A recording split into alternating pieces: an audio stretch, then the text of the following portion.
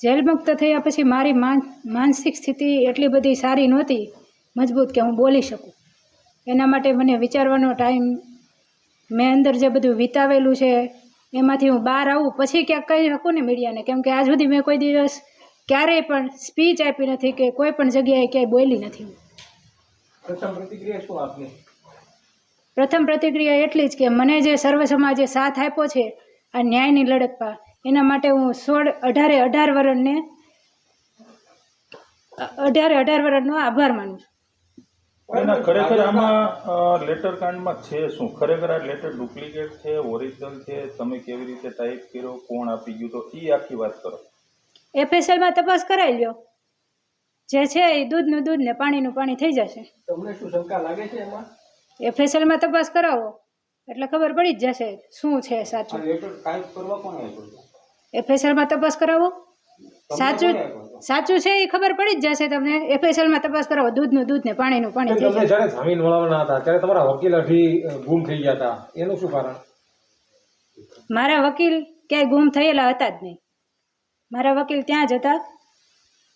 બેન પછી એક આ વાત જે આવે છે રાત્રે 12 વાગે પોલીસે આપની ધરપકડ કરી, એ વાતમાં કેટલું તથ્ય છે અને પોલીસનો વર્તાવ તમારી સાથે કેવો રહ્યો, એ આખી વાત કરો. મને શુક્રવારે હું જોબથી છૂટીને આવી ગઈ પછી 10 વાગ્યા સુધી તો અમે જનરલી જે હાલતું હોય એ ઘરનું એ બધી એ વાત કરતા હતા, અને પછી અમે લોકો બધા સૂઈ ગયા. અને સૂઈ ગયા પછી રાત્રે 12 વાગે પહેલાં આગળનો ડેલો બહુ જ પ્રેશરથી ખખડાવ્યો અને પછી આ ડેલો ખખડાવ્યો. એટલે પપ્પા ઉઠીને બહાર આવ્યા કે કોણ છે અત્યારે, એમ. મને એમ હતું કે ગામનું કોઈ હશે, કંઈક છું હોય એટલે બોલાવતા હશે એમ, એવી રીતે.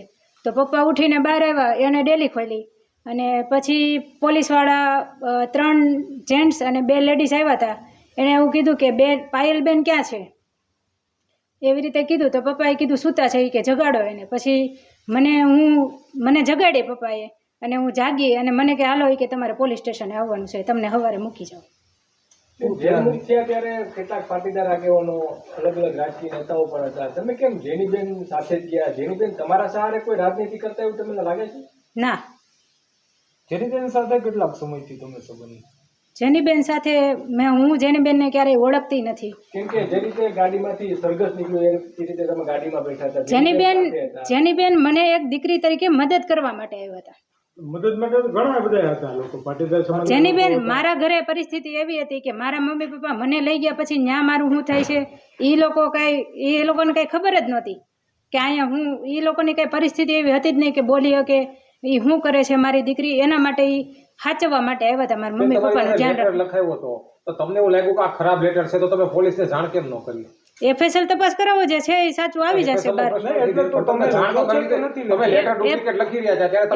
FSL તપાસ કરાવી લ્યો એટલે તમને ખબર પડી જાય શું સાચું છે. તમે ગુનો જ નથી કર્યો? હા, મેં ગુનો કર્યો જ નથી. બેન, ગઈ રાતે કોઈ કોંગ્રેસના નેતાઓ આવ્યા હતા, કોણ કોણ મળવા આવ્યું કાલે રાતે? મને નામ યાદ નથી ભાઈ. કાલે આવ્યા હતા ને? બહુ બધા આવતા હોય ને જાતા હોય, પણ હું કોઈને ઓળખતી જ નથી. ગત રાતે 2 નેતા. આ રાજકારણમાં મને કોઈ શું કહેવાય, મને કોઈ જાણકારી છે જ નહીં. હું કોઈને ઓળખતી નથી. કેટલા આવ્યા ને કેટલા ગયા મને હું કોઈને ઓળખતી નથી. જેલ મુક્તિ માટે ખોડલધામ સહિત પાટીદાર સમાજની સંસ્થાઓ છે તે સતત પ્રયાસ કરતી હતી, અને જેલ ગેટની બહાર જેનીબેનની પાછળ તે ખોડલધામના ટ્રસ્ટી દિનેશ બાંભણિયા, ગોપાલ ઇટાલિયા, ઘણા બધા લોકો હતા. તેમની સાથે તમારે કેમ કોઈ મુલાકાત નથી ને ખાલી જેનીબેન સાથે જ તમે? જેનીબેન મારા મમ્મી પપ્પાને આશ્વાસન આપવા માટે જ આવ્યા કે તમારી દીકરી જે ખોટા ગુનામાં ગઈ છે તો એ કહે કે તમને સાચવવા માટે આવ્યા તમારા મમ્મી પપ્પાને. ગાડીમાં તેની જોડે નીકળ્યા? એની ગાડીમાં જ તમે આવ્યા હતા? નહીં, જેનીબેને મારો કબજો લીધો નતો. એ સ્પેશિયલી મારા મમ્મી પપ્પાને સાચવવા માટે આવ્યા હતા, એની હિંમત આપવા માટે કે તમારી દીકરી ખોટી નથી ને તો તમને આગળ ન્યાય મળે. તમારી કેટલી ગણતરી રાજકારણમાં આવવા માટેની કોઈ ઈચ્છા કરી? કોઈ પણ નહીં. કેમ કે તમે હવે શું કરવા માંગો છો? હવે મને આગળ મારા ભવિષ્ય માટે ન્યાય મળે એ મને મુખ્યમંત્રી શ્રી અને અમરેલીના જે ધારાસભ્ય શ્રી કે મારા મોટા ભાઈ થાય કૌશિકભાઈ વેકરિયાને એટલી જ વિનંતી છે કે મને ન્યાય અપાવો. એટલે કયા પ્રકારનો ન્યાય જોઈએ છે તમારે, કઈ બાબતે? મારી જે ઇજ્જત અને આબરૂનો વરઘોડો કાઢ્યો છે એમાં જે મારી હારે જેણે ખરાબ વર્તન કર્યું છે કે મને ટોર્ચર કર્યું છે કે મને મારી છે એના પ્રત્યે જે લોકોનો કોણે તમને માર્યા? પોલીસવાળાએ. તમે કોર્ટમાં ફરિયાદ કરી છે? તમને કોર્ટે પૂછવું હોય કે કોઈ મેં મારા વકીલને કીધું છે. કોર્ટ સમક્ષ કોઈ ફરિયાદ એવી કરી છે?